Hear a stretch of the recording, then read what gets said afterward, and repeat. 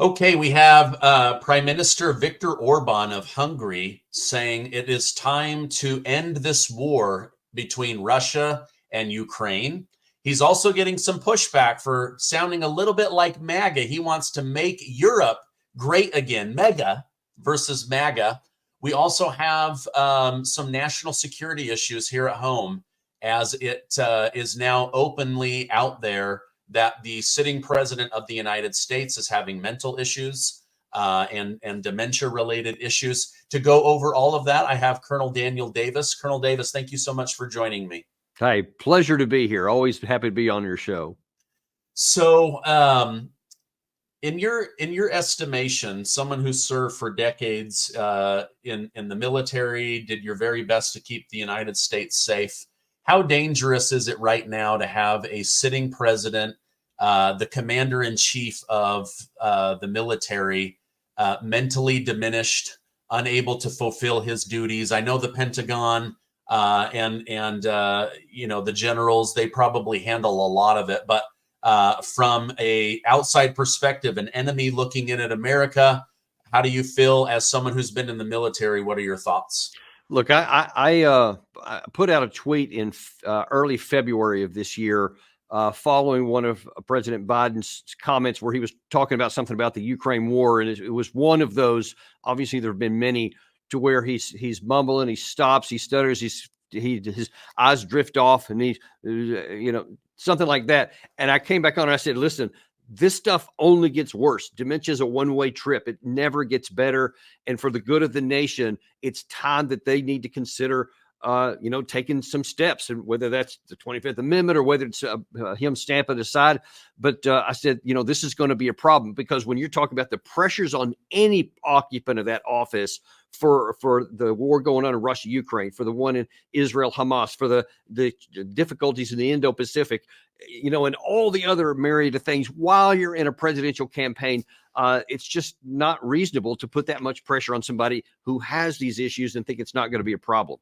Then we saw what happened, last week at the debate. But interestingly enough, so following my March tweet, then Biden went out there at the State of the Union and was like on fire for 90 minutes. He was just like, screaming and yelling and stuff, and obviously on top of it. Then last week, he was back to almost the same thing. If you look at the tweet, they're almost identical to what he did in that first 5 minutes or so.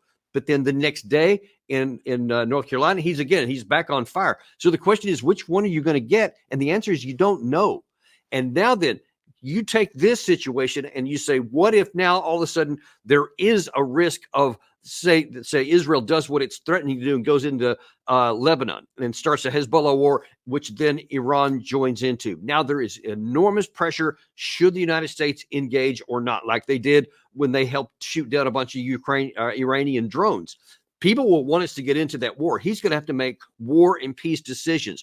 Or if Russia makes good on its threat, shoots down some American drones, or an American pilot who may be trying to protect that drone, or expands in some of the other ways he said he may. Now then, you've got potential nuclear war issues, and we cannot have him on one of those down moments on that day, because all of our security exists on it. That's what I really want to drive home, that the view you saw on that February tweet that I made, and then on the display at the debate, you cannot have him on that day when he has to make life and death decisions.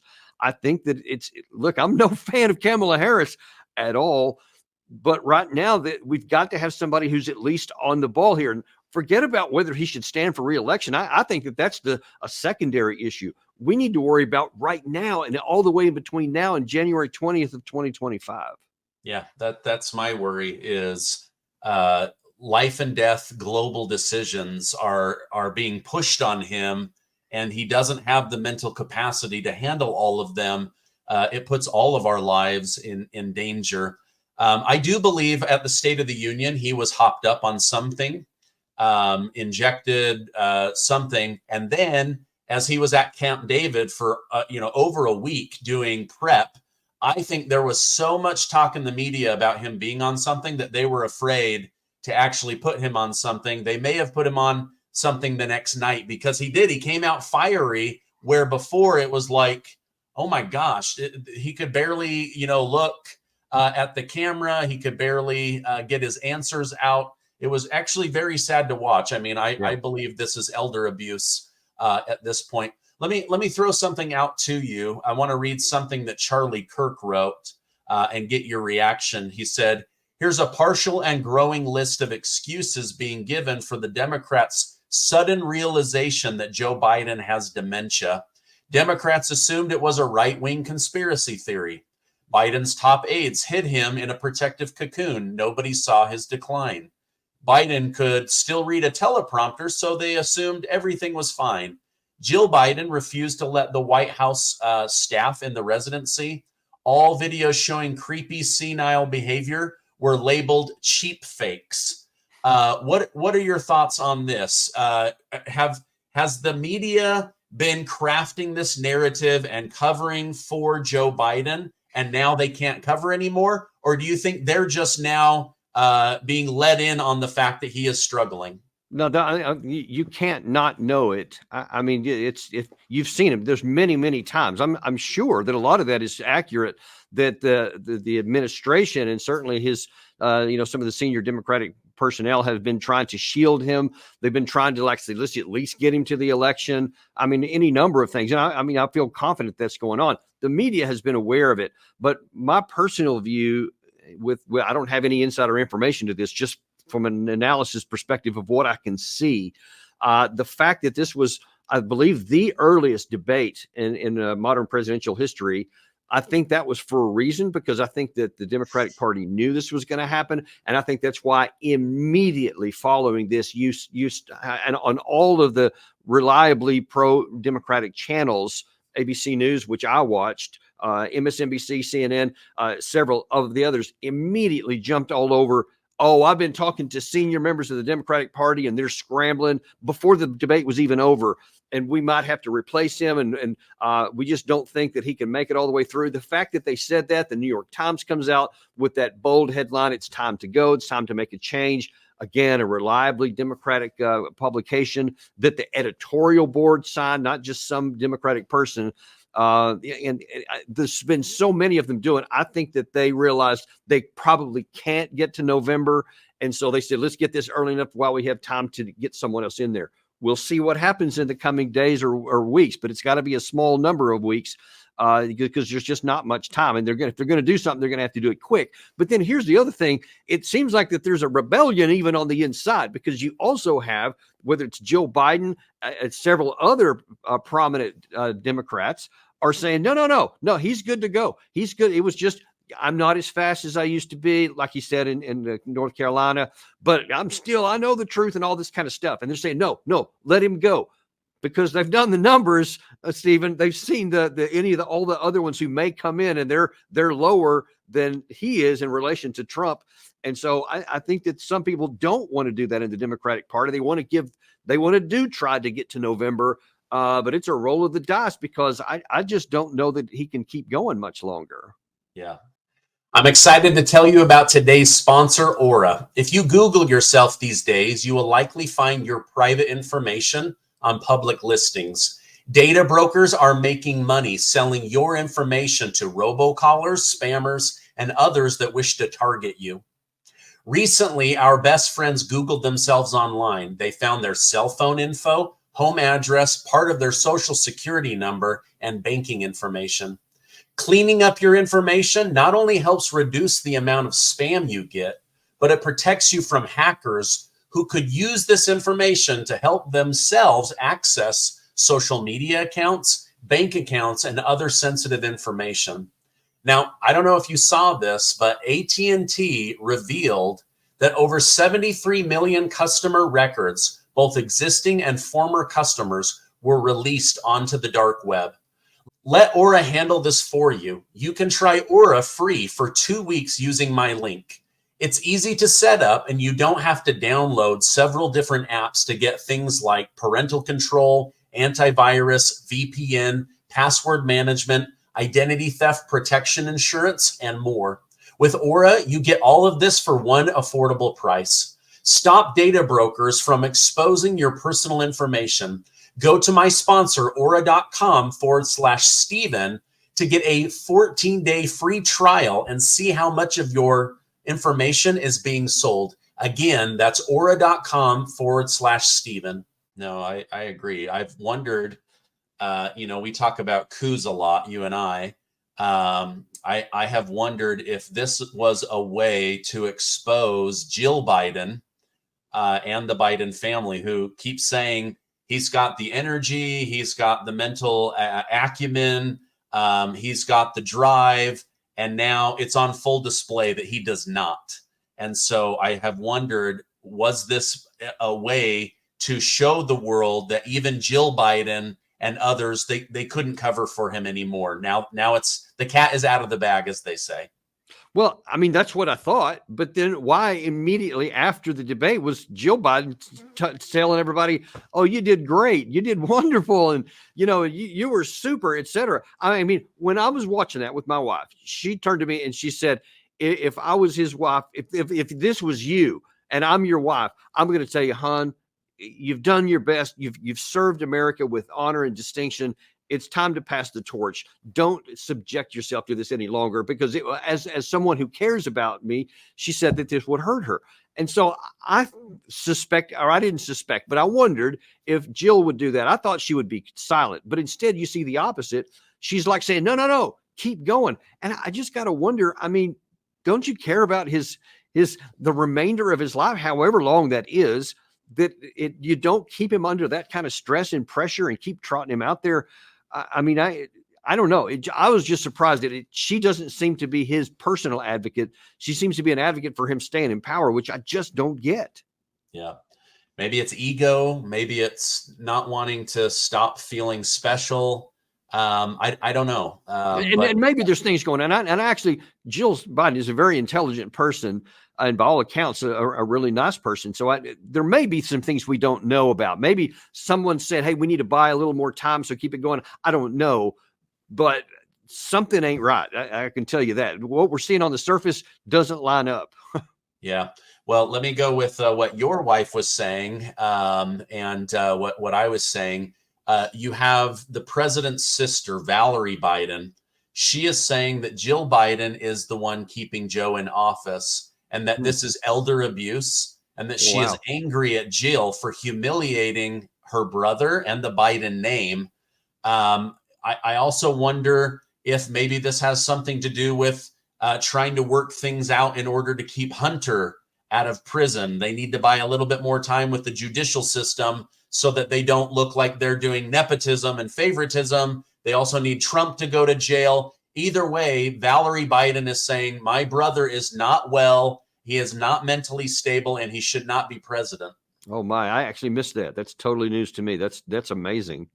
Yeah. Yeah, you can look that up. And I guess it's been going on for a couple of years, but she is now, after seeing her brother embarrassed on the stage, and Obama said, well, we can all have a bad debate night. I've had a few myself, but my understanding, and according to the Daily Mail, he is behind the scenes telling everybody, we've got to get another candidate in line. We cannot let Trump get back in the White House. So there is some panic. Another thing I wanted to point out with you, and then I want to shift over to Russia and Ukraine.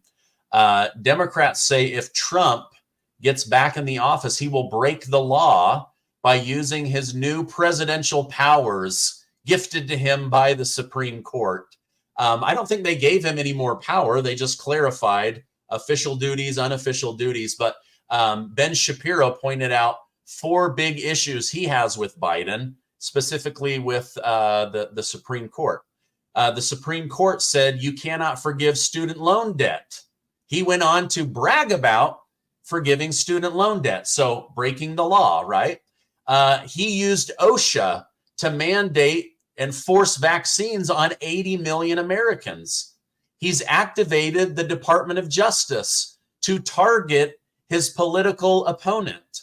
And he has forced open the U.S. border in defiance of immigration law in order to flood the country with illegal immigrants. So Ben Shapiro is saying, wait a minute, all of the things you're accusing Trump that he will do, Joe Biden, while sitting president, is already doing. Any thoughts on those? Yeah, on the first one, the Supreme Court didn't give anything to anyone. They interpreted the law. We can agree with it or disagree with it, but they interpreted the law. Ergo, it's the same thing that has been in the case for every single president, and will be the case for every single president going forward, unless a new law comes or some new interpretation, etc. So all they did was clarify the current situation. That doesn't give a green light for Trump to go and do anything he wants. I saw people say, oh, so he can go and send SEAL Team 6 to assassinate somebody he doesn't like, and it was an official duty. No, because then that violates a bunch of other laws. And so it doesn't mean, as best I understand it. Now, if I'm wrong, then somebody can set me straight. But as I understand it, that's not a get out of jail free card before you even go in, literally saying you can do anything you want to. That's not what the ruling says. So I think that's a misinterpretation to make it sound worse. But, I want to touch on one of the topics that you mentioned there, I think is really the smoking gun, if you want to use that analogy, of the different standards that's being applied right now, is that when one of the four big trials against Trump is the mishandling classified information issue here. We've seen that at some high levels. David Petraeus, he was a favorite, so he got away with it. Just got a little slap on the wrist, etc. You had the vice president of the United States had some documents. You had the president of the United States right now, who had lots of boxes and boxes and stuff had for years in there. And when his legal team and his administration looks at this, they say, well, yes, it was illegal, flatly stated, but we're not going to take it to trial and to court for all these other reasons. It doesn't matter. But Trump's, we are. And because he didn't give them back fast enough or something like that, I don't remember what it was. But the bottom line is that's irrelevant. Either it's against the law or it's not. Either we convict it and we take it to trial, or we don't. But to pick and choose between two separate presidents, one who's out of office, one who's in office and has the power of the legal team behind him, and they conclude that he doesn't need to be, and he does, it's hard to read that any other way. And I know that advocates of the Democrat and the current administration say, oh, well, it's different because of this, but it's like nuance. It's like two pigs in a pigsty, and one of them go, well, there's no mud on his left shoulder, but there is on his, so that makes it. Look, it's the same thing. They both did the same thing. Either both of them need to be sent to trial, or neither of them need to be sent to trial. But you can't pick and choose, and we are. Yeah, they absolutely did. Okay, you have some breaking news out of Europe in regards to the Russia-Ukraine situation. What is going on with Viktor Orban and how that could shift the war? Yeah, there's been lots of angst, and I actually had on my show earlier today looking at some of the history between Orban and Zelensky, going all the way back to the very beginning of the war. And they were both antagonistic. They've had a few public run-ins where they've had some words that they were captured on camera. One is recently is the 27th of June at a European summit. They actually clearly had some animation going on between them. Interestingly enough, later that same day on the 27th, Zelensky releases a statement to where he says, hey, we're running out of time here. We're just running out of time. Our casualties are too high, and we just can't afford to drag this war into many years. It was really amazing. And his facial expression said that he was really concerned. The fact that it happened after that Orban, or at least on the same day, makes me wonder what was spoken there, because we don't know the duration of it. But then 3 days later, he goes out and says, no, we're going to win everything. And we have a new plan to defeat Russia, and the world is going to bring them to an end. And now Orban goes there today. That was on the 30th, this one. And now today he shows up unannounced and expressly says, we're advocating a ceasefire. Then you can have some negotiated settlements and you can figure some other stuff out. But let's stop the killing first and foremost. And he, so far, at least as of the time you and I are making this video here, Zelensky has not made a statement. So we don't know what his position is. Orban did. Just before I came on here, he released a video statement to where he's saying, hey, we want to get this war over with. We recommend a ceasefire and negotiations. And as soon as I get back, I'm going to, because apparently he was heading back to Europe after that, I'm going to report to the EU, because he's currently the president of the EU. And then we'll see what actions we're going to take. Listen, This is probably the last golden opportunity Zelensky has to get this war ended without a military defeat. Because if he lets this one go, I think that Putin is just going to say, all right, we're just going to unleash all we have, and we will not stop until we conquer all of the territories we say we want, and then we'll just give you terms of surrender. I know nobody in the West wants to hear that, but this is your one chance. You had a golden one in April, March of 2022. They could have negotiated an end to the war right at the beginning, and so many thousands, hundreds of thousands of people could have been saved. Entire cities would still be standing, but they didn't do it. Now then, here we are again. Russia is on the move all across the entire Eastern Front, and there's a big group of troops, somewhere between 100 and 300,000 up in the northern part, which we don't know what they're going to do, what their plans are, but they could just overwhelm a portion of the border somewhere, but they're already on the move here.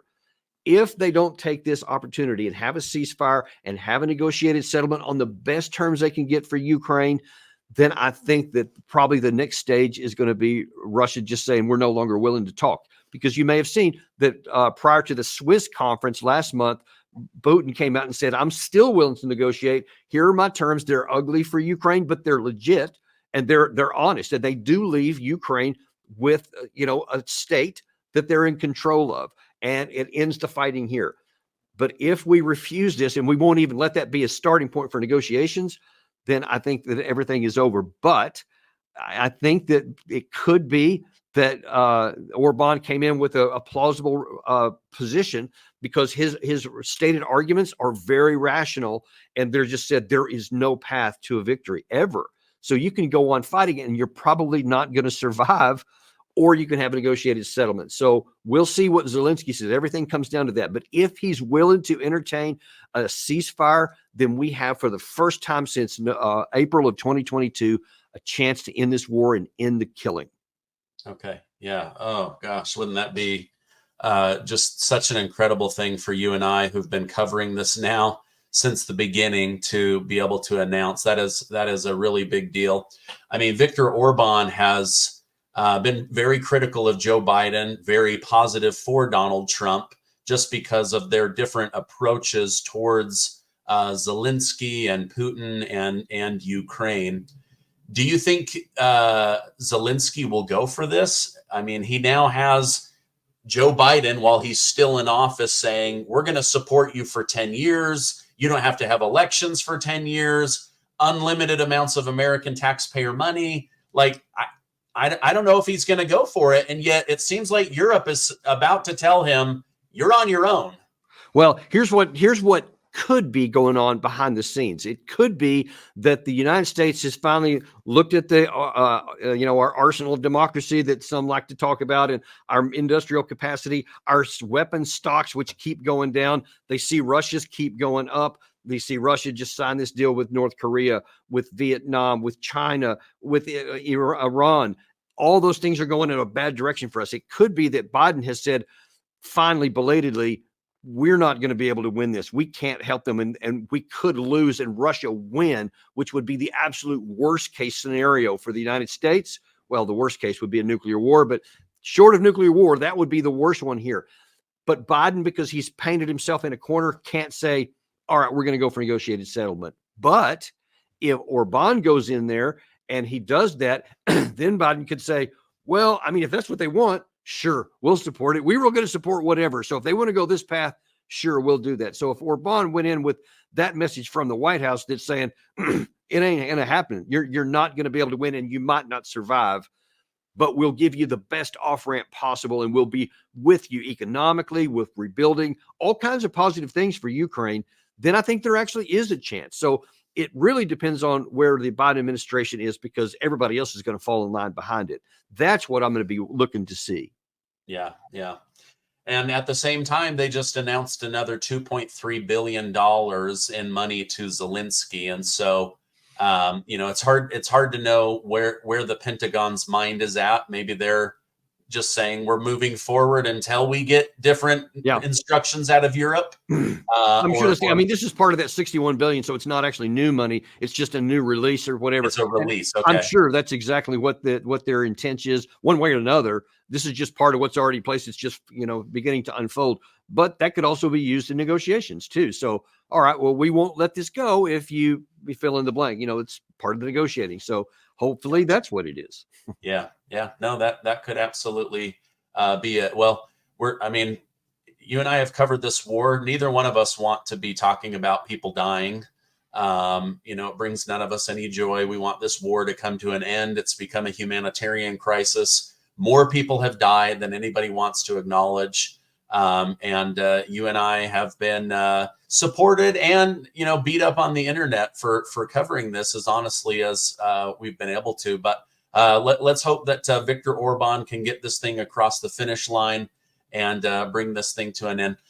Colonel Davis, I'm going to put a direct link to your YouTube channel down below so that people can stay in the loop on what's going on with Russia, Ukraine, Israel, Gaza, and more. You're doing a great job. So I'm going to put that down below. I want to thank you for coming on. I hope you have a good 4th of July week, and thank you so much for all that you do. And same to you. And thank you very much for having me on. Always a pleasure.